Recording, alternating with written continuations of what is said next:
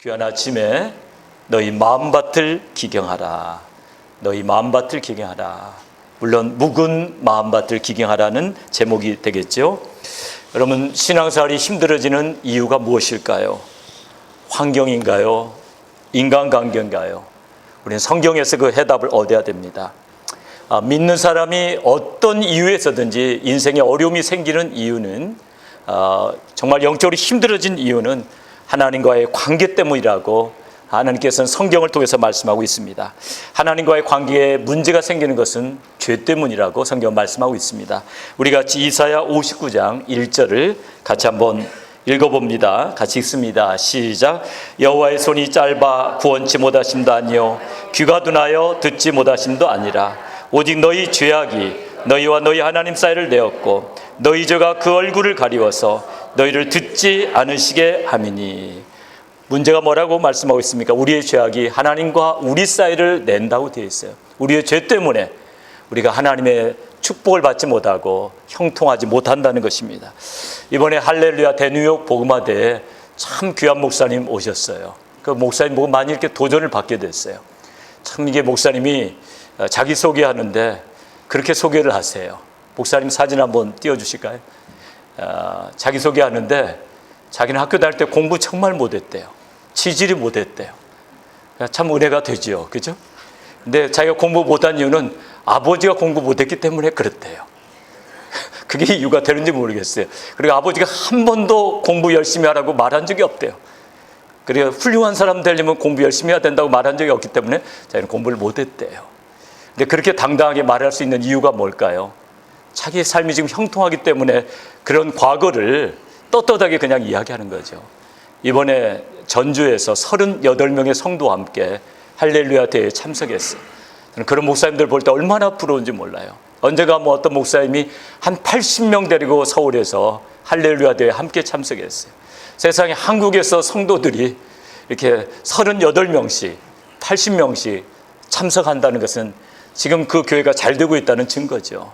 정말 우리는 선교를 그렇게 80명씩 100명씩 나가게 되기를 주님의 이름으로 축원합니다. 그런데 첫째 날 이번 주제가 그렇습니다. 인생이 잘 되는 비결이 뭔가 너무 쉽게 잘 말씀해 주셨어요. 하나님을 감동케 하면 인생이 형통한다는 거예요. 그러니까 형통의 비결은 딴 거 아니에요. 공부 잘했느냐 못했느냐 중요하지 않아요. 외모가 얼마나 출중하냐 못하냐 중요하지 않아요. 요즘에는 외모하고 공부하고 재산하고 여기에 목숨 거는데요. 인생이 형통하게 되는 비결은 그거 아니에요. 아브라함이 형통하게 됐던 거 5가지를 봅니다. 이건 그 목사님이 설교하셨던 거예요. 아브라함의 형통. 아브라함은 어떻게 인생이 형통했는가? 하나님을 감동시켰다. 첫째는 순종이다. 어느 정도로 순종합니까? 자기가 데리고 사는 그 하갈을 내쫓으라니까 그냥 내쫓습니다. 자기의 아들인 소생인 이스마엘을 내쫓으라니까 또 내쫓습니다. 나중에 이삭을 번제로 드리라니까 또 번제로 드린다고 데리고 올라갑니다. 그 정도로 순종했다는 거죠. 다 설명하면 시간이 길어지니까 예배에 정말 충실했고 오래 참았고 화목했습니다. 녹과 우리 목초지 때문에 분쟁이 생겼을 때 네가 우하면 나는 좌하고 네가 좌하면 나는 우한다. 화목했습니다. 그리고 천사를 부지중에 섬겼습니다. 하나님을 감동시켰기 때문에 아브라함 인생 형통했다고 말씀하고 있습니다. 그럼 호세아 10장에서 우리에게 말씀하시는 인생이 힘들어지는 이유가 뭘까요? 죄 때문이라고 말씀하고 있어요.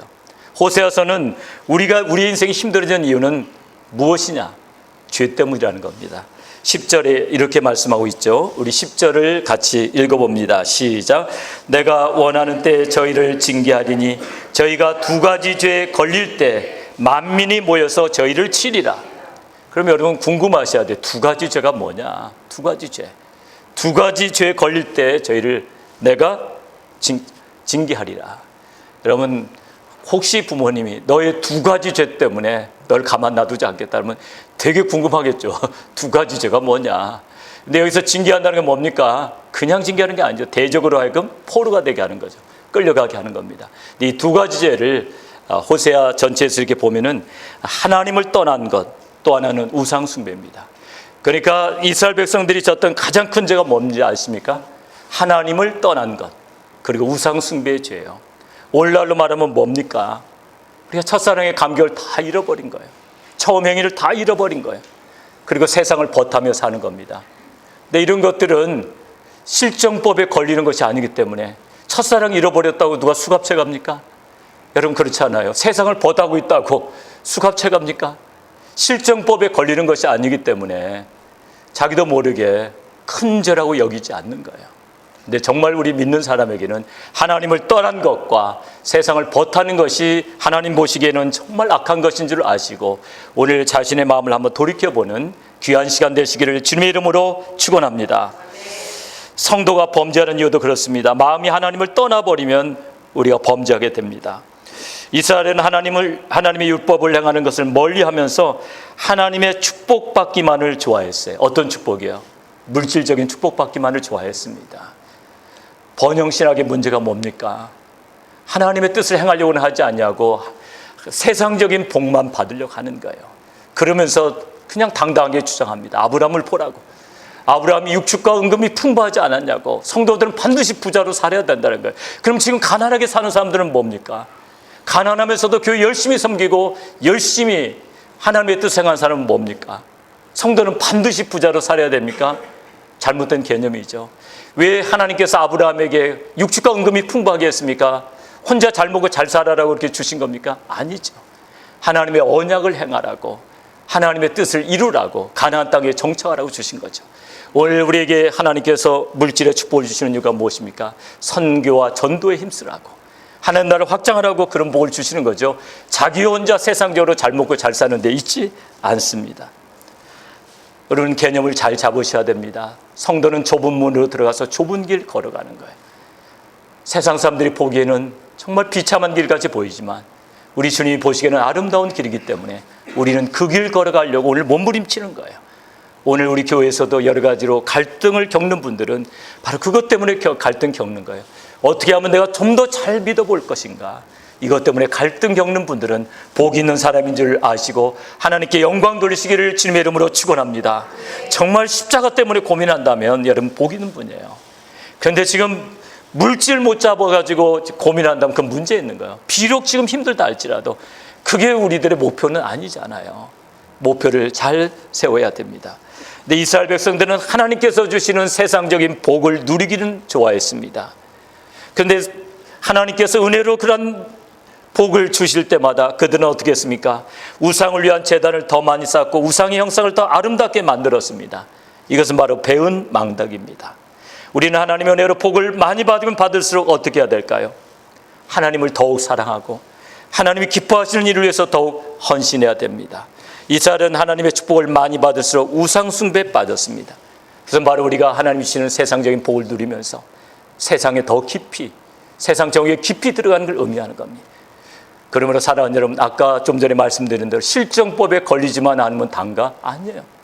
신앙생활에는 그렇게 하는 거 아닙니다. 실정법을 따라서 하는 게 아니에요. 하나님이 기뻐하시느냐 안 하시느냐, 하나님과의 관계를 가지고 보셔야 됩니다. 그래서 저는 A라는 형제 어제와 오늘, 물론 이건 가상 시나리오입니다. 그러나 전혀 근거 없는 이야기도 아닙니다. A라는 형제 어제와 오늘 봅니다. 전에 경제적으로 어려울 때는 정말 순수하게 열심히 입던 형제가 있었습니다. 하나님의 도우심이 없이는 내일을 기약할 수가 없으므로 모든 예배에 참석하고 정말 하나님을 간절히 찾았습니다. 성경에 조금 의문이 생기면 바로 담임 목사에게 전화를 해서 이것이 저런가 하고 묻기도 했습니다. 또한 정말 거저줘도 안 가져가 같은 중고차 한 대가 생겼는데 그 차가 생겼다고 너무 좋아하며 차를 주신 하나님께 감사기도와 헌금을 드리고 담임 목사에게 무사히 잘 타게 해달라고 안수기도를 또 부탁하기도 했습니다. 그 순수한 마음에, 그 어린 형제의 순수한 마음에 담임 목사도 얼마나 감동이 되었는지 모릅니다. 근데 하나님이 물질의 축복을 주시기 시작한 때부터 서서히 예배와 교회로부터 멀어지기 시작했습니다. 예배를 드려도 간신히 시간만 채우는 예배를 드리기 시작했고, 그리고 교회의 지체들에 대해서 한 사람 한 사람 판단하는 말이 늘어가기 시작했습니다. 이 형제의 문제는 무엇일까요? 왜 이런 일이 생기게 됐을까요? 하나님의 은혜에 대한 감사와 감격을 잃어버리고 세상 정욕에 빠지게 된 것입니다. 이 내용이 혹 나의 신앙생활과 비슷하지 않은가 점검해 봐야 됩니다. 오늘 저는 이 설교를 저 자신과 여러분에게 하길 원합니다. 여러분, 오늘 특별히 이 회개에 대한 것은 손가락을 누구에게 가리켜야 될까요? 바로 나에게 가리켜야 됩니다. 바로 이 장본인이 내가 아닌가. 오늘 이 설교의 주제를 정한 것도 저 자신을 염두에 두고 하고 있습니다. 오늘 설교를 준비하면서 몇 년 전에 저희 교회를 여러분들이 방문해서 잠시 여기에 계셨던 적이 있습니다. 그분들이 저에게 했던 이야기가 있습니다. 전에 자기들이 방문했던 제자교회와 너무 달라졌다는 거예요. 그때는 뭔가 모를 열기가 충만했는데 그 열기가 많이 식어 있다는 겁니다. 저는 많은 찔림이 왔습니다. 오늘 말씀을 준비하면서 바로 이것이 하나님이 가장 책망하는 것이 아닌가 생각했어요. 여러분, 얼마나 예배 많이 오고 이런 것들은 중요하지 않아요. 물론 예배 열심히 드려야 되지만요, 정말 우리가 첫사랑의 뜨거운 감격을 가지고 있는가, 처음 행위를 잃어버리지 않았는가, 자신을 한번 생각해 봐야 됩니다. 어쩌면 그것이 저 자신에게 하는 설교일 수가 있습니다. 옛날에 뜨거운 열정이 넘쳤던 우리 제자교회를 기억합니다. 물론 요즘에 교회들이 다 힘들다고 하지만 다른 교회가 힘들다고 같이 첫사랑을 잃어버린 것은 있을 수 없는 일입니다. 한번 자신들을 생각해 봐야 됩니다. 다른 사람이 내가 열심히 하지 못하는 것에 대한 어떤 변명이 될 수가 없습니다. 왜냐하면 나는 너무나 중요하고 나는 지금 신앙생활에 감격을 잃어버린 사람과 같이 돼서는 안 되기 때문입니다. 그러나 저는 오늘 여러분에게 부탁드리길 원합니다. 나는 안 돼, 저 사람은 절대 안 돼라는 낙인은 절대로 찍지 마시기 바랍니다. 하나님이 고치지 못할 영혼은 없습니다. 오늘 제가 담대히 선포하는 것은 하나님이 고치지 못할 영혼은 없습니다. 따라서 해보시기 바랍니다. 하나님이 고치지 못할 영혼은 없다. 어느 애인가 어느 학생이 금년에 이번 학기에 제가 졸업하지 않으면 안 됩니다. 그래서 제가 이야기했습니다. 그러면 너 새벽기도 이번 학기 내내 나와라. 조금 뭔가가 안 맞죠. 공부를 많이 해야 되니까 새벽기도 나오지 말고 공부하라고 그래야 되는데, 너 정말 졸업하기 원하냐? 그럼 새벽기도 맨날 나와라. 그래서 새벽기도 맨날 나왔어요. 졸업했을까요? 못했을까요? 졸업했습니다. 졸업한 것만 해도 너무 감사하다. 그랬더니 그 학생이 한 말이 있습니다. 성적도 괜찮아요. 그래서 제가 깜짝 놀랐어요. 졸업 못하면 쫓겨난다면서 성적까지 좋으냐. 하나님께서 그렇게 역사를 하시더라고요. 하나님과의 관계가 회복될 때 우리의 모든 것이 회복될 줄로 믿습니다. 오늘 우리가 정말 마음을 찢을 수만 있다면, 정말 성령의 음성을 듣고 마음을 돌이킬 수만 있다면 하나님은 우리를 회복시키고 우리의 교회와 우리의 인생이 형통하게 하실 줄로 믿습니다. 오늘 그 비결이 12절에 있는 겁니다. 우리 12절 다시 한번 같이 읽어봅니다. 12절 읽습니다. 시작. 너희가 자기를 위하여 의를 심고 궁유를 거두라. 지금이 곧 여호와를 찾을 때니 너희 묵은 땅을 기경하라. 마침내 여호와께서 임하사 의를 비처럼 너희에게 내리시리라. 작년에 제가 그래도 텃밭을 경작해 본 것은 되게 좋은 경험이었던 것 같아요. 저는 한 번도 오이니 가지니 심어본 적이 없었어요. 다만 따먹는 것만 좋아했죠. 근데 작년에 텃밭 경작하면서 그게 얼마나 힘든 일인가를 알았습니다. 너무 쉽게 생각했죠. 심고 물 주면 그냥 나는 거다. 그게 아니었어요. 일단은 삽으로 다 파가지고 갈아 엎어야만 됐습니다. 거름을 집어넣어야만 했습니다. 그 다음에 이제 심은 다음에는 어떻게 합니까? 또 풀을 뽑는데, 풀 뽑는 게 얼마나 고역인지 몰라요. 풀 한번 뽑고 났더니 나중에는 한 번도 그런 일을 안 한 제가 얼마나 여기가 결리는지요. 그러니까 풀 뽑는 것 때문에 도저히 그 경작 못 하겠더라고요. 그리고 가끔 또 어떻게 되면 거름도 이렇게 줘야지 열매가 맛있습니다. 그런 정성을 들여야 됩니다. 작년 여름에 한 두세 달 그렇게 했죠. 그랬더니 찔림이 딱 왔습니다. 우리 성도들을 제가 이렇게 잘 돌봤다면 거름도 주고 물도 주고 이랬어야 되는데, 아니 지금 엉뚱하게 텃밭에만 지금 내가 열정을 쏟고 있는가 해서 텃밭을 인계하게 됐습니다. 근데 제게는 너무나 좋은 경험이었어요. 여러분, 우리가 토양을 이렇게 우리가 뒤집어 엎어야 되듯이, 기경하고 거름을 줘야 하듯이 첫사랑의 감격을 잃어버린 우리의 심령들을 이렇게 다시 한번 엎으셔야 돼요. 근데 그 회개에는 타이밍이 있다는 사실을 기억하셔야 됩니다. 회개할 타이밍을 놓쳐버리면 죄악에 깊이 빠져서 우리는 더 깊은 수렁으로 빠질 수밖에 없습니다. 농부에게 씨를 뿌리는 적기가 있듯이 하나님의 시간에도 회개할 적기가 있습니다. 어떤 분들은 그럽니다. 비즈니스만 좀 안정시키고, 어떤 분들은 어떤 또 학생은 그럽니다. 목사님 학점만 좀 제대로 나오게 하고, 어떤 사람은 그럽니다. 조금만 더 즐겨보고, 지금 얼마나 재밌는데 조금 이따가 제가 열심히 믿을게요. 그러나 기억하십시오. 하나님은 우리의 편리를 도모하기 위해서 계신 분이 아니고 하나님은 우주를 주관하시는 분이신 줄로 믿으시 바랍니다. 우리가 회개할 타이밍에 회개를 해야 됩니다. 회개에 대해서 여러분이 꼭 알아둬야 될 게 있습니다. 진정한 회개는 방향을 완전히 바꾸는 겁니다. 죄를 나열하는 게 아닙니다. 그럼 아무리 죄를 여러분이 열거했다 할지라도 또 뒤집지 않으면 안 돼요. 방향을 완전히 바꾸지 않으면 안 돼요. 그게 어려운 것 같대요. 여러분, 그래도 신앙생활하는 사람들은 자기가 지금 잘못됐다는 건 알아요. 그런데 턴하기가 어려워요. 유턴하기가 너무 어렵다는 거예요. 그건 하나님의 특별한 은혜가 있어야 합니다. 내가 이렇게 살지 않겠다고 탁 돌려갖고 강력하게 여러분이 바꾸면은 하나님의 역사가 일어날 수가 있는데 그게 어렵단 말이에요. 예배에서 은혜를 받고도 여러분 나가시면서 아직 이게 바뀌지 않은 거예요. 그렇게 해야 되는데 하면서 그러나 오늘은 하던 거 마저 하고 오늘은 하던 거 마저 하고 이게 안 바뀌는 겁니다.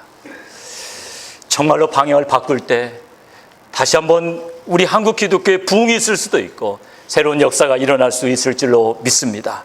한국 기독교의 부흥의 시작을 봐도 그렇습니다. 1903년에 있었던 원산 사경회에서 R.A. 하디 선교사님은 군중들 앞에서 철저히 눈물로 회개하기 시작했습니다.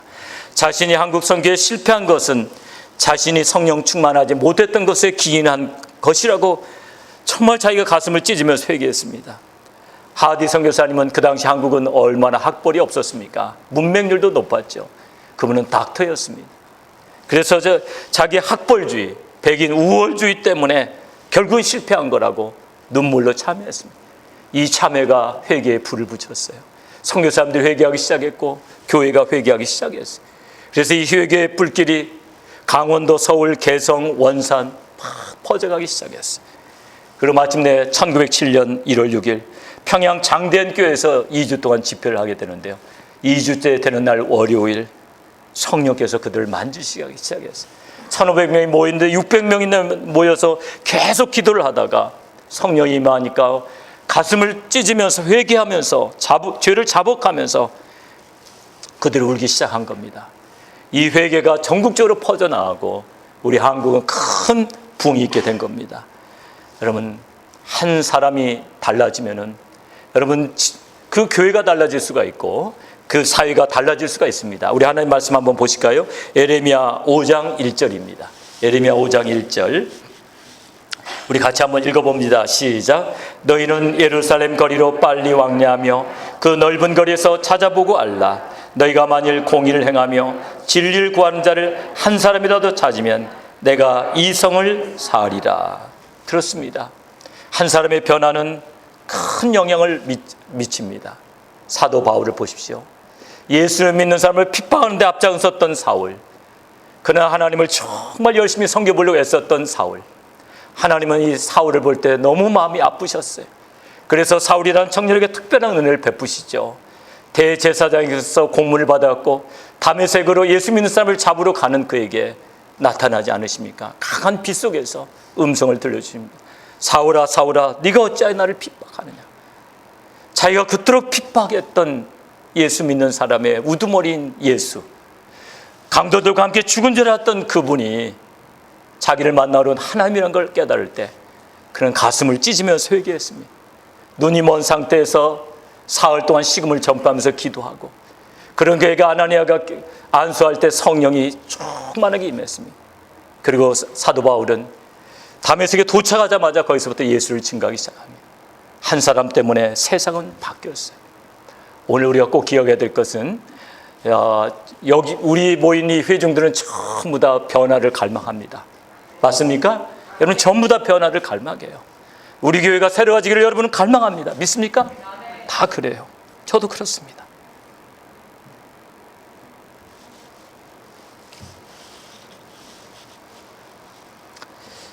그러므로 여러분,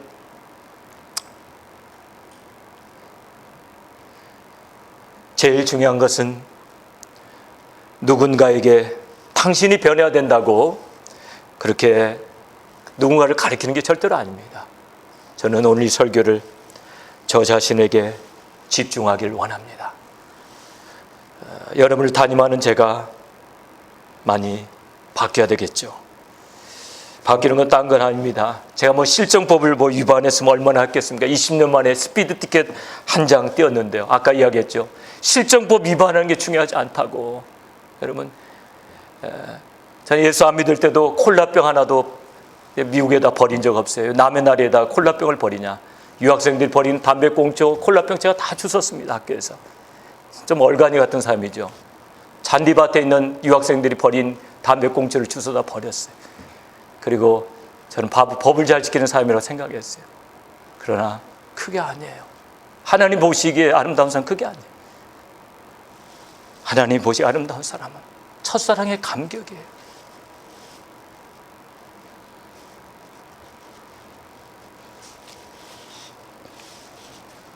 하나님은 적당히 사랑하는 그런 대상이 되기를 원치 않으세요. 우리가 필요할 때마다 한 번씩 불러보는 이름이 아니에요. 그분은 우리의 전 존재를 다 던져서 섬겨야 될 분이에요. 시간 나면 한 번씩 찾아보는 분이 아니에요. 물론 저는 목사니까 모든 예배를 다 참석하겠죠. 저의 사명이기도 하겠죠. 그러나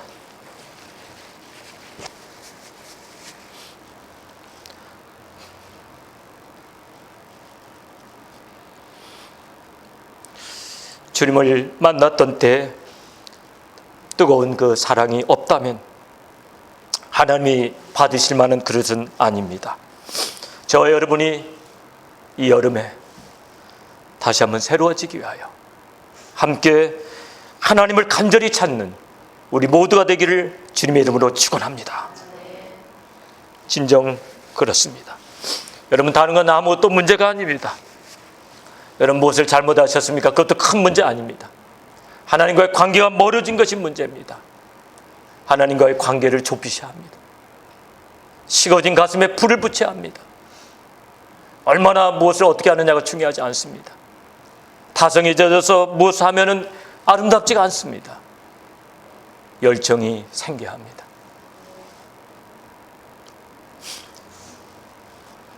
유종옥 사모님의 간증에 이런 글이 나옵니다. 유종옥 사모님은 요즘에 간증 집회 많이 하시는 책도 쓰신 분이시죠. 언제 한번 또 말씀을 드린 적이 있는데요. 학교 다닐 때부터 공부를 잘했어요. 명문 여고를 나왔고, 그런데 신학교를 가게 됐습니다. 그것까지는 너무 잘했죠. 주님을 너무나 사랑했기 때문에 세상적인 욕심 때문에 명문대학으로 가지 않고 신학대학에 갔어요. 거기까지는 좋았는데 졸업하고 나서 문제가 생겼어요. 어떤 남자를 딱 봤는데 너무 사람이 멋있어요. 그리고 너무 사람이 능력이 있어요. 사업을 크게 하고 너무 보기 좋은 거예요. 그래서 그 남자하고 결혼한 겁니다. 예수 안 믿는 불교 집안의 형제예요. 거기에 결혼한 거예요. 그래서 자매님들은 참 조심해야 돼요. 뭔가 능력 있는 남자를 볼 때. 작년에 내가 어떤 커플을 줄에 섰는데요. 그런 얘기를 하더라고요. 평생 돈 걱정 안 하게 해주겠다고. 그래서 야, 이 친구 멋있다. 나는 평생 돈 걱정하게 만들어주는 남자인데 평생 돈 걱정 안 하게 해주겠다. 그런데 그 신부가 요즘 학교에서 교편 잡고 있더라고요. 돈은 모아야죠. 돈 걱정 안 해도 돈은 모아야죠. 어쨌든 그게 돈 때문에 멋있으니까 멋있는 사람 볼 때 조심해야 돼. 우리는 특별히 총각 처녀 시절에는 예쁘고 멋있는 사람 조심해야 돼. 하나님의 사람이냐가 중요하지. 그 멋있는 거 중요하지 않습니다. 근데 딱 결혼하고 보니까 어떤 일이 벌어집니까? 그렇게 멋있는 사람들이요. 뭐 합니까? 능력 있는 사람. 맨날 술 먹고 시동생들은 맨날 여자들하고 어울려서 노는 거예요. 그런 집안이 좋겠습니까? 고통이 찾아오기 시작했고 마침내 사업도 기울기 시작했습니다. 그때야 정신이 번쩍 들었어요. 내가 하나님을 떠났구나. 내가 정말 하나님 앞에 가서 철저히 마음을 찢으면 회개해야 되겠다. 그래서 기도원에 올라가겠다고 하니까 중학교에 다니는 그 시누이를 데리고 가라는 거예요. 그래서 시누이를 데리고 이제 기도원에 가게 됐습니다. 그날 따라서 정말 날씨가 추웠습니다. 그날 1년 중 제일 온도가 떨어진 날이었어요. 이제 성전에서 예배를 드리고 기도하는데 마음속에 찔림이 옵니다. 내가 산속에 들어가서 기도해야 되겠다. 이렇게 편안한 데서 기도할 게 아니라. 그래가지고 시누이 보고는 거기서 기도하다 자라고 그러고 들어갑니다. 시누이가 막 쫓아 나왔지만 못 찾았어요. 그래서 그 추운 겨울에 밤에 가슴을 찢으면서 회개하는데 회개에 영이 임하니까 밤새도록 기도를 한 거예요. 시누이는 올케가 갑자기 밖으로 나가버려서 얼마나 걱정이 되겠어요. 막 잠도 안 오고. 그래서 막 올케 위에서 울면서 기도하다가 그냥 예수님을 만나게 된 거예요. 그래서 밤새도록 여중생인 그 시누이는 울면서 기도를 했습니다. 새벽에 시누이가 걱정이 돼서 와보니까 시누이가 예수님을 만났다고 그렇게 좋아하는 거예요. 둘이 부둥켜 안고 울면서 그 가문에 새로운 역사가 시작된 줄로 믿습니다. 한 사람이 변하면은 옆에 있는 사람들이 변하게 됩니다. 그분 유정옥 사모님 한 사람의 변화로 불교 집안의 첫 번째 개종자가 나온 거예요. 우리가 어떻게 변화되느냐가 정말 중요한 줄로 아시고 우리 한 사람 한 사람이 정말 하나님 앞에 새로운 변화를 결단하시고 하나님을 간절히 찾으시는 우리 모두가 되기를 주님의 이름으로 축원합니다. 느헤미야 8장에 보면 예루살렘 성벽 공사가 성공적으로 끝났습니다. 그러나 남은 일이 있었습니다. 뭐였을까요? 무너진 영적 성벽을 재건하는 겁니다. 그래서 말씀 사경회를 열었습니다. 새벽부터 정오까지 백성들이 다 모여서 예루살렘 광장에서 집회를 엽니다. 성령의 감동으로 말씀이 선포되니까 거기에 참석한 백성들이 막 눈물을 흘리면서 회개하기 시작합니다. 그 회개로 말미암아 어떤 일이 벌어졌을까요? 무너진 영적 성벽들이 재건됐어요. 그러니까 이스라엘이 다시 회복되게 된 것입니다. 오늘 그러한 역사가 우리 한 사람 한 사람을 통해서 또 우리 교회를 통해서 일어나기를 주님의 이름으로 축원합니다. 사랑하는 여러분, 근데 정말 우리가 회개를 하고 난다면 어떻게 해야 될까요? 그래서 저희 아들의 이야기를 잠시 하기 원합니다.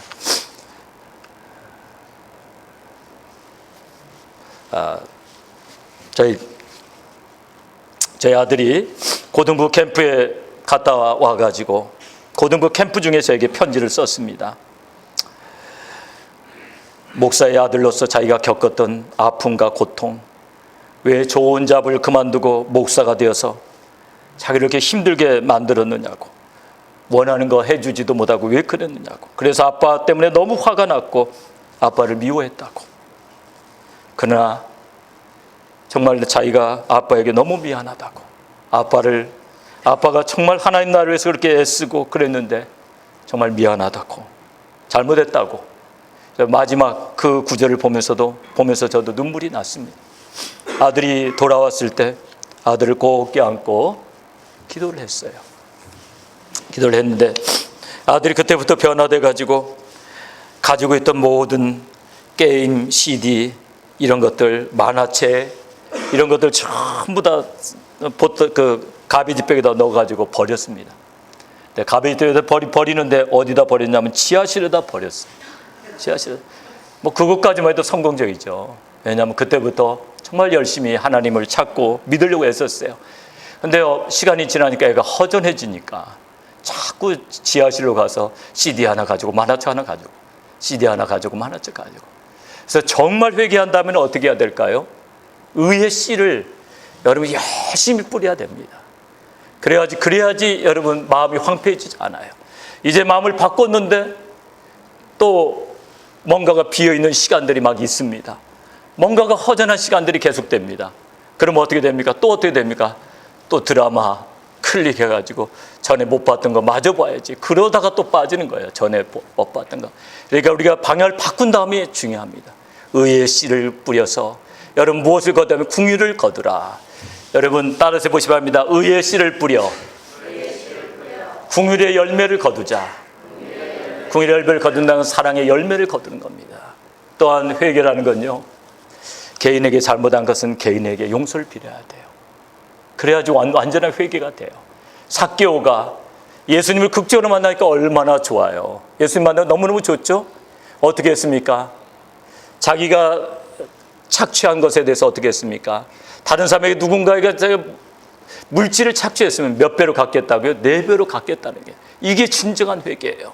예수님이 용서해 줬으니까 다 끝난 게 아니에요. 진정한 회개는 어떻게 합니까? 사람에게 잘못한 거 갚는 거예요. 언제가 어느 전도사님이 저보고 영화 밀량을 꼭 보라고, 그래서 안 보고 있었습니다. 그랬더니 기독교적인 요소가 그 안에 있으니까 꼭 보셔야 된다고, 제가 안 보니까 CD를 한 장 갖다 주셨어요. 가지고 가서 보시라고.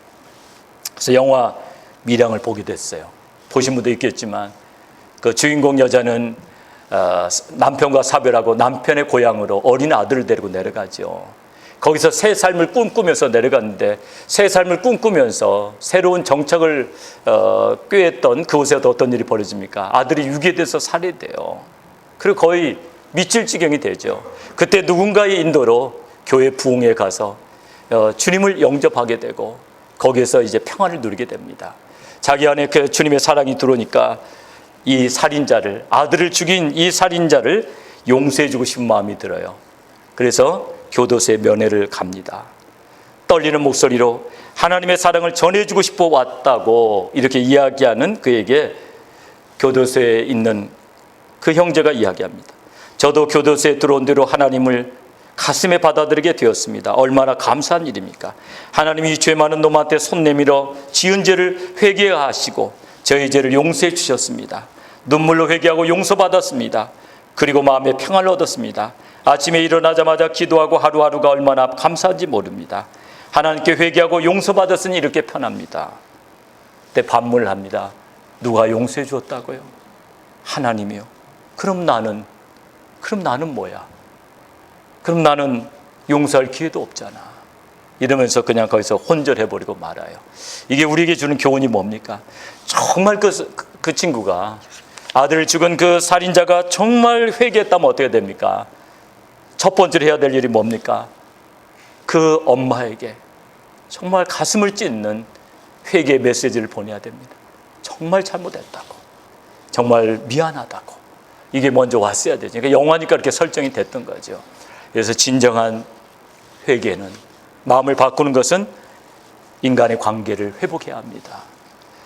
우리 깨어진 관계들을 내가 잘못했다면, 그러나 회개도 여러분 성령의 조명이 없이는 안 돼요. 내가 잘했다고 생각하는데 무슨 회개가 되겠어요? 그러지 않아요. 성령이 조명하실 때, 뭔가 찔림을 주실 때 내 내면의 것들이 보이기 시작합니다. 그럴 때 인간관계들이 회복되고, 온전히 이렇게 회복된 심령에는 좀 전에 말씀드린 대로 의의 씨를 심고 사랑의 열매를 거둬야 됩니다. 허전한 마음으로 남겨두시면 안 됩니다. 그래서 우리는 적극적으로 의의 씨를 뿌려야 됩니다. 왜냐하면 심은 대로 거두기 때문에 그렇습니다. 그리고 마지막으로 오늘 말씀을 이것으로 맺기를 원하는데요. 여러분, 반드시 하나님이 기뻐하시는 신앙생활을 살기를 원한다면 BC와 AD가 정말 차이가 나는 삶을 사셔야 됩니다. BC를 한번 보니까 다 아시겠지만 Before Christ, 예수님 태어나기 전입니다. 이건 다 아는데 AD가 어떤 분들 헷갈려요. 어떤 분은 After Death of Jesus Christ, 예수님이 죽으신 다음에. 아닙니다. 이 D자가 죽음이라는 게 아니고 Anno Domini, In the year of our Lord, 우리 주의 해. 그러니까 예수님이 태어나신 다음부터가 AD가 되겠어요. AD와 BC. 우리가 예수님을 만나기 전 BC, 만난 후 AD가 달라야 됩니다. 간혹 저에게 와서 이렇게 따지는 분이 있습니다. 교회에 열심히 다닌다고 하지만 그 형제 그 하는 모습을 보십시오. 그럴 때 가제는 개편이라고, 나는 그런 형제의 편을 안 들 수가 없습니다. 그 형제를 잘 아십니까? 물어봅니다. 그 형제 옛날에 어떻게 살았는지 아십니까? 옛날에 술 마시고 도박은 기본이고 싸우는 것은 옵션이었습니다. 하루하루가 그랬습니다. 그러나 예수 믿고 지금 얼마나 달라졌습니까? 달라진 모습을 봐야죠. 그러나 변명을 하면서 좀 궁색합니다. 좀 더 강력하게 살았다면, BC와 AD가 확 차이가 났더라면 내가 그런 변명을 할 필요가 없죠. 왜냐하면 그의 삶이 증거하기 때문에 그렇습니다. 그래서 우리가 좀 더 정말 세상에 영향을 미치려면요, 뭔가 논란거리가 안 되려면 B씨와 AD가 달려야 되고, 뭔가 논란거리가 되면 나는 지금 뭔가 부족하다는 증거예요. 누군가가 나에 대해서 무슨 말을 한다면은 내가 하나님 앞에 십자가 앞에 무릎을 꿇어야 됩니다. 내가 하나님 앞에 바로 서지 못했기 때문에 이런 일이 생기는 겁니다. 가정에서 어려움이 생깁니까? 아내가 대듭니까? 남편이 무릎을 꿇어야 돼요. 같이 싸울 일이 아니에요. 내가 하나님 앞에 바로 서지 못했기 때문에 아내를 통해서 나를 낮추시는구나. 그때 망신을 주면 망신을 받아야 됩니다. 막 거기서 대들면서 남편을 뭘로 알고 이러냐고. 그렇게 따지면 안 됩니다. 남편을 뭘로 알고 그러냐. 뭘로 알긴 뭘로 알아요. 남편으로 알죠. 그렇지 않습니까? 무릎을 꿇고 겸허해지면 하나님이 높여주십니다. 높아지셔가지고 남편의 위상을 높여주세요. 그러니까 내가 바로 선 게 참 중요해요. B씨와 AD가 완전히 달라지면 문제가 없어요. 직장에서도 B씨와 AD가 완전히 달라지면 그냥 그게 복음이에요.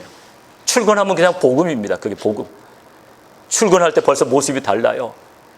제가 정말 강력하게 은혜를 받고 직장생활을 할 때는요, 직장 문 딱 들었을 때 할렐루야, 할렐루야 하고 들어갑니다. 제가 그런 성격은 아니지만 할렐루야 하면은 우리 사장이 신문 보다가 막 신문을 접어서 밑에다 집어넣습니다.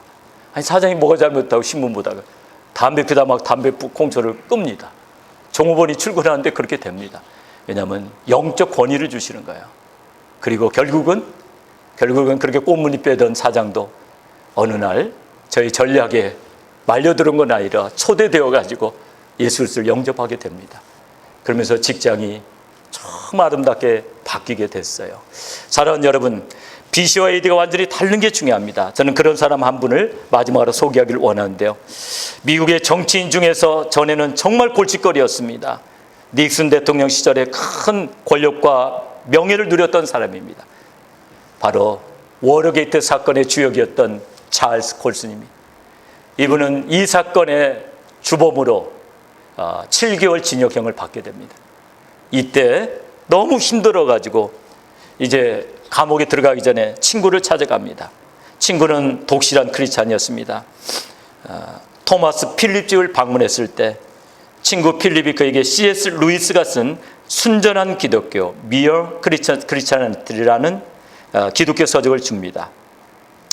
이 순전한 기독교라는 책을 읽으면서 과거의 모습을 떠오르며 이날 예수 그리스도를 만나게 됩니다. 집으로 돌아오는 길에 걷잡을 수 없이 쏟아지는 눈물을 보며 예수님을 찾게 됩니다. 그리고 마침내 거듭나게 됩니다. 그리고 기자들 앞에서 나는 거듭난 기독교인이 되었다.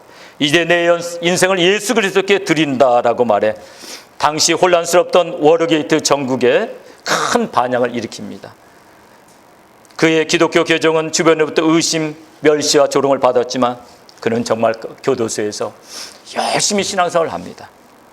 교도소에서 죄수들의 빨래를 자기가 대신해 주기도 하고 모범적인 우리 죄수로서의 삶을 살게 됩니다.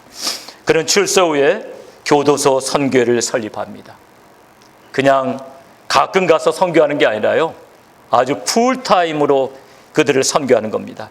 죄수 일부를 교도소 밖으로 내려가서 성경 공부를 한 후 돌려보내기도 하고 직접 찾아가서 그들에게 성경 공부와 직업 교육을 하기도 합니다. 이 교도소 선교회는 점점 커졌습니다. 현재 미국 내 1300여 교도소와 110개국의 재활 프로그램을 진행하고 있습니다. 그리고 결과는 어떻게 됐을까요? 이 교도소 선교회를 거쳤던 죄수들은 그들은 추록 후에 다시 2년 이내에 재범을 하는 그 통계가 8%로 나와 있습니다. 그럼 보통 죄수들은 어떻게 될까요? 50%의 재범률이 있습니다. 찰스 콜슨은 1993년 저명한 종교상인 템플턴상을 수상하게 됩니다. 그리고 2008년에 조지 부시 대통령으로부터 대통령 시민 메달을 받습니다. 그가 2012년 세상을 떠났을 때 빌리 그레엄 목사님은 이렇게 애도합니다. 그는 천국에서 자신의 메시지를 통해 삶이 변한 수많은 사람들을 만나게 될 것이다. 사랑하는 성도 여러분, 그리스도의 보혈로 죄 사함 받고 천국의 자녀가 된 우리가 어떻게 살아야 하는가는 분명합니다. 우리는 대충 살아서는 안 됩니다. 그러므로 묵은 땅을 기경하고 다시 의의 씨를 강력하게 뿌려야 합니다. 우리를 통해서 더 풍성한 사랑과 의의 열매가 맺혀질 수 있도록 마음밭을 가는 특정한 때는 없습니다. 바로 지금이 밭을 갈 때이고 하나님을 찾을 때입니다. 세 가지 적용을 보십니다. 이제 마지막으로 세 가지 적용을 보시고 같이 기도하십니다. 나는 첫사랑의 감격과 처음 행위를 잃어버리지 않았는가? 예배 소을 감사하지 않음, 세상을 버탐등. 나는 인간관계를 잘 맺어가고 있는가? 형제 자매에게 잘못을 범한 것은 없는가? 누군가의 마음을 아프게 하지는 않았는가? 나는 B씨와 AD가 확실히 다른 삶을 살고 있는가? 의의 씨를 많이 심어 풍성한 사랑의 열매를 맺고 있는가? 자신을 살펴보시면서 한번 기도하시고요. 지금 난리와 난리 소문이 계속 일어나고 있습니다. 지난 주간에는 프랑스 니스라는 곳에서 테러가 일어나서 많이 죽었습니다. 그런가 하면은 터키에서 또 쿠데타 일어났고 300명 가까이 죽었습니다. 난리와 난리 소문이 많이 나는 것은 종말의 징조입니다. 여러분, 정말 마지막 때로 우리가 잘 살기 위해서 기도해야 되겠고, 저는 내일 아침에 그레이하운드를 타고 메릴랜드에 가서 월요일 밤과 화요일 새벽 집회를 합니다. 제가 잘 아는 존경하는 목사님 교회인데요. 일주일 집회를 해요. 그래서 제가 은혜 받게 오기를 원합니다. 요즘에 일주일씩 집회하는 교회가 어디 있습니까? 어떻게 됐길래 일주일 집회를 하는지 참으로 궁금합니다. 제가 많이 은혜 받고 제가 많이 변화받을 수 있도록 저를 위해서도 기도해 주시기 바랍니다. 우리 시간에 오늘 말씀을 기억하시면서 우리 하나님 앞에 한번 간절히 같이 통성으로 같이 기도하시겠습니다.